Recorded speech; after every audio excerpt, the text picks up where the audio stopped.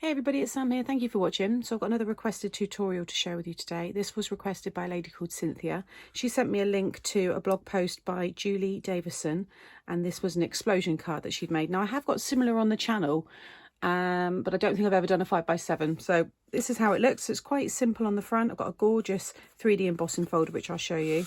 Slide the belly band off, and then when you open it up, you have this little pop-up piece, which again, a lot of you will have probably seen this style before, but it's also known as like an explosion because it just kind of explodes open. So explosion or pop-up is entirely up to you. Sometimes explosion gets flagged on YouTube, so the title might be a little bit different just so that YouTube doesn't flag it. And then on the back, I've got space there to write my message, but you could also have another little kind of lift section here. Could be like a small little card that's in there and they lift, and then your sentiment is inside. Really easy to do, very quick, and you don't need any specialty dies or anything for this one. So let's get started. So for the papers, I've used the Summer Fun paper pack by Simply Made Crafts. I think this was one that she brought out last year, I'm not sure, but I used this gorgeous print for the one I've just showed you, and then today I'm going to use this one here. For the sentiments, I've used these two, which are my own collection. So I've used the floral sentiments and the floral verses. So the verse on the back here, birthday wishes just for you, I hope your day is beautiful too, is from this one here. And I've used the frame. And then on the front, the beautiful friend is from this one. And then the message inside, happy blooming birthday, is this one here. And then I've used the little detail here to kind of frame it. And I've already stamped what I want to use for this one. So on the topper, I've got Hello Beautiful, which is this one, and I've used the little floral detail there as well. And then for the sentiment inside, I've got I'm glad I picked a friend like you, and it's going to be a thank you card, and that's this one here. Again, I've just used that detail there.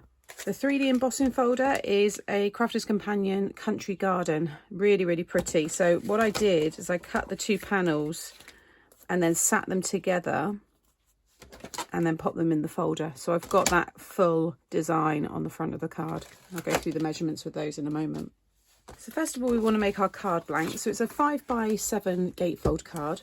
So you want a piece of 10x7. Along the 10-inch side, you're going to score at 2.5 and 7.5. Okay, and then just fold and burnish the two score lines, and that will give you your 5x7 gatefold card. The mats and layers for the front here, I've done 2 3/8 by 6 7/8, and then the embossed piece is just over 2 1/4 by 6 5/8. I wanted a very thin silver frame, so that's why the measurements are like that. But just do standard mats and layers with your 1/4 inch increments. So you could do 2 1/4 by 6 3/4, and then 2 by 6 1/2. But like I said, I just wanted that thinner frame. So I've got those two pieces to go on the front. So we'll stick those down in a moment. Now for the pop-up piece, I'm going to show you it on the reverse. So there's that pattern. So this here is a piece of 10x5. And along the 10-inch side, you want to score at 2.5 and 7.5. And then faintly score at 5. Just enough so you can see it or draw a pencil line. I was lazy, so I just faintly scored there. What we're then going to do, so you've basically got two kind of 5x5 squares, okay? You want to do a cross in each of the 5x5 squares. So you're going to go, so what I did is use my 6-inch marker here, pop my stylus in and just bring it down, and then line up this point to the 6-inch marker, and then the middle faint, whether it's a pencil line or score line, I'm lining it up here. So I've just kept my scoring tool in the track there, so I know I'm in the same track. So that now is the bottom of that faint 5-inch line, and then I'm just going to pop my score line right across, and then I'm going to the top of that faint line and lining that up with the 6-inch. Again, pop my stylus in first. Some people mark their scoreboards, but because I use a lot of this for like magazine commissions and things, I can't mark mine.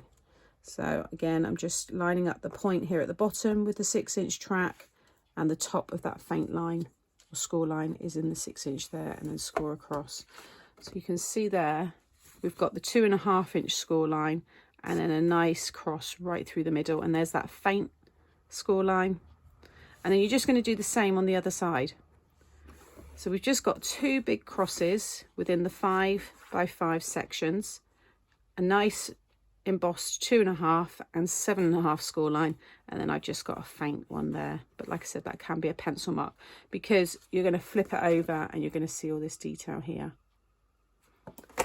What you want to do next is fold across those cross score lines, so like so, and then this one, and then also fold in half your 2.5 and your 7.5. That middle one will not be folded. It was just a guide. Where you got your 2.5 score line, you should now be able to, once you've scored it, bring up the 2 and bring that across. You've got one big triangle. So this is the 7.5 one. So I'm just bringing up that score line so it becomes a mountain. The one that's right through there. Bring it up so it's a mountain. Everything else will become a valley. And then you'll be able to close it. Do one at a time to make sure that they all line up.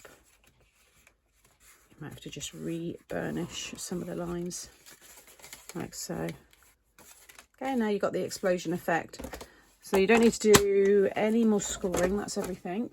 So I'm going to stick those down, but also I'm going to stick this in. So I'll do a test first of all, because you want to make sure that it's all going to fit inside here and close, and nothing's going to be overhanging.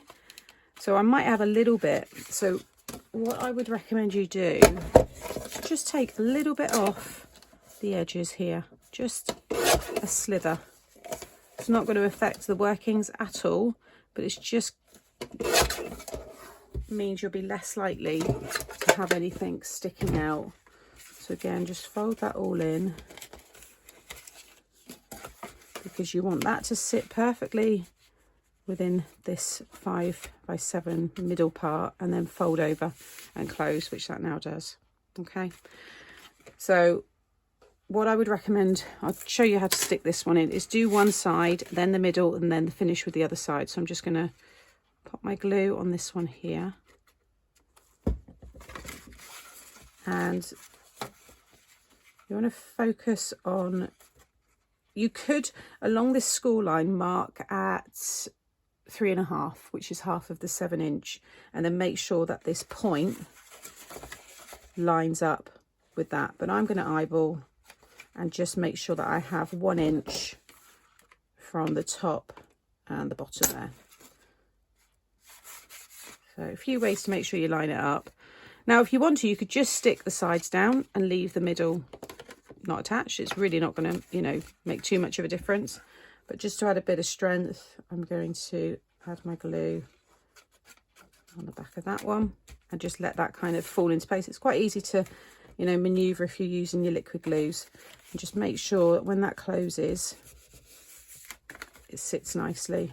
And then just fold that one in and then add a little bit of glue to this side. And again, pop that in. Because you trimmed a little bit off, it will just come away slightly from the edge there, but that's better. If you're still seeing bits of it, then just trim a slither off of this long side as well. But I'm happy with that. So then I've got this piece here, which is going to go right in the middle. Just a nice, like I said, very clean style, but you can decorate this and use it for a lot of occasions. So the pink piece is 3.5 squared. Then my mirrored card is 3 1/8 squared. And then the white is 3-inch squared. So again, I've got a very thin frame there with the holographic card. So I'm going to stick that one in the middle. So I've already heat embossed that one, like so. Okay, and now I'm going to stick these onto the front, and then I'll go through the measurements for the belly band. Okay, so that's all drying.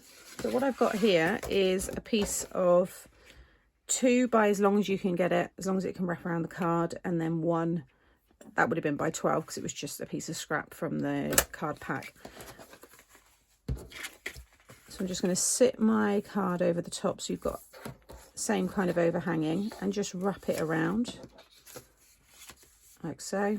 And then I'm just going to use some glue and just get that one stuck down. You don't want it too tight, you want it to wrap around nicely, but be easy enough for the person to be able to take that off when you give it to them. Whilst that's drying, I'm going to stick my topper on the top here. So the measurements, again, this can be any shape, it doesn't have to be square. So that's 3 1/4 squared for the pink, and then 2 5/8 for the silver, and then 2 1/2 for the white. And I think I'm going to add some foam pads on that one. And that's the finished card. If you want to write your message on your back, you can do a piece of 4 3/4 by 6 3/4, and then 4 1/2 by 6 1/2 if you want to do a mat and layer. On that one, I've done it much smaller.